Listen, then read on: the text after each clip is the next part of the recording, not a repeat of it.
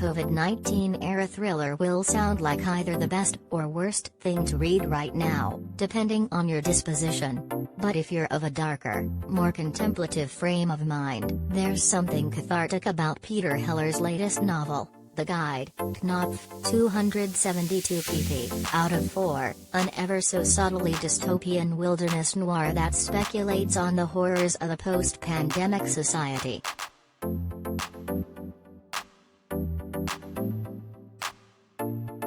Twenty-something Jack arrives at Colorado's fancy, 5-star Kingfisher Lodge mid-season, hired to help its posh clientele find the biggest, juiciest fish along a stretch of river known as Billionaire's Mile while they seek seclusion and distraction from disease. Readers may remember Jack from Heller's 2019 book The River, though having read it is not essential to understanding the guide. Here, Jack stands on his own, an erudite and grief-haunted cowboy with a Dartmouth education, a taste for 17th-century haiku poetry and a past in need of forgetting.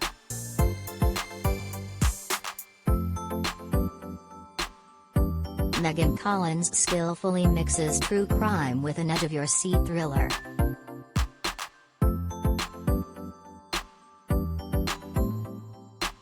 He also has a nose for deceit, and he quickly senses something fishy, pardon the pun, going on at the lodge.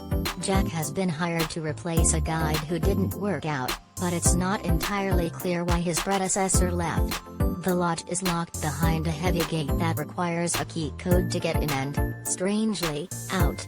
He's warned about a trigger-happy neighbor with a scoped rifle upstream, inclined to shoot at anyone who steps foot on his property, and Jack soon confirms said neighbor is always watching. Patrons go out for the day and come back to the bar looking shaken, some with band-aids on the backs of their hands.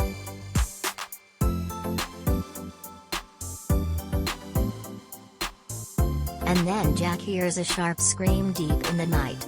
Was it a barn owl? He wonders. They sound some nights like a woman being murdered.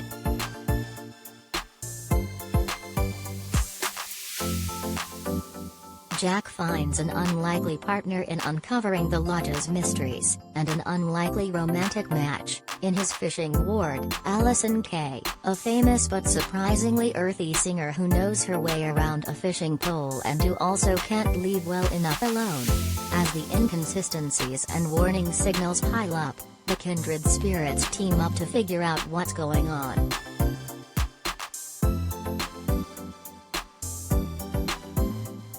The enticing mystery keeps the pages turning, but not too quickly. The guide is too beautifully written to speed through it, the descriptions of nature lush and vivid. Rarely has fishing felt so poetic, tying a lure so much like art. But suddenly the spell of Colorado's unspoiled wilderness is broken by the presences of a contactless thermometer or quarantine center.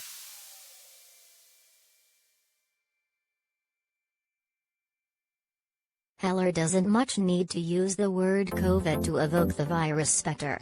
He peppers the text with unsettlingly subtle references to the pandemic, a casual observation of masks being worn or not in public here, an allusion to outbreaks there, a passing mention of the superbug that finally broke out of India. The dread mounts, but so too does the intrigue, and the sexual tension.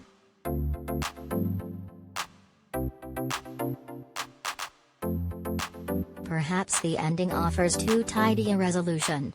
To ask readers after the past year to still believe it's possible for good to conquer evil is a tall order.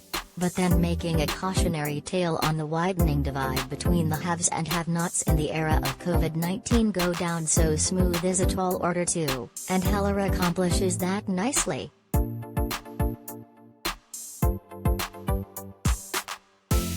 Silvia Moreno Garcia's must-read noir Velvet Was the Night is hard to put down.